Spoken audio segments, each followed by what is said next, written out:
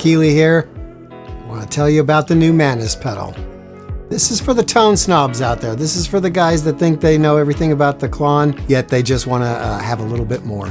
So with the new Manis pedal, you got at least 3 or 4 things that make it distinctly Keeley. You have this interesting use of a germanium transistor to give you more saturation and clipping. That's always best. You got a little bit of 3 dB bass boost, which is enough to make any single coil guitar feel proud of itself. We have our true bypass and buffered bypass, just like on our 4-in-1 drive series. This allows you to have perfectly silent switching. And if you need a true bypass pedal in your rig, you can easily convert this.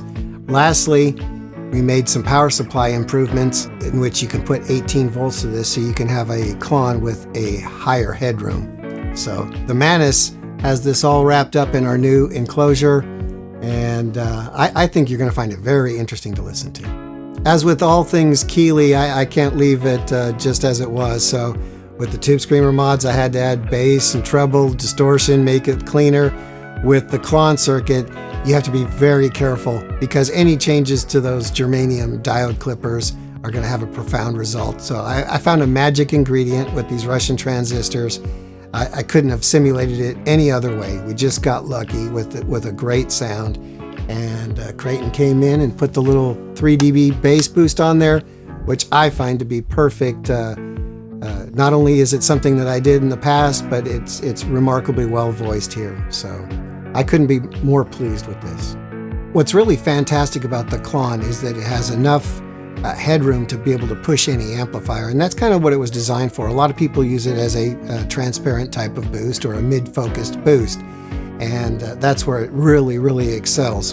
Another way that people use it, because it is a low gain pedal, is they have the tendency to turn the drive way up and use it as more of a conventional overdrive circuit. That's where the Manis is going to really shine, because we have got added compression and sustain right there, and then a little bit more bottom end, which is going to serve to just make it sound fuller.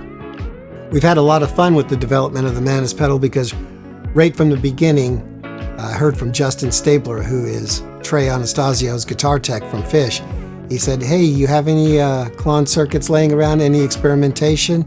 And I said, "I got just the ticket for you." So that's when I started brainstorming in Overdrive about all the things I had thought about with the Klone. And we put this package together right away and got it out to him.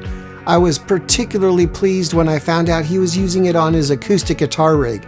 What a challenging environment for a distortion pedal or overdrive pedal to be in, especially when it's coming from a piezo pickup. That's going to be a, pretty bright strident signal. So if you got an overdrive pedal that sounds great with an acoustic guitar rig, what more could you ask for?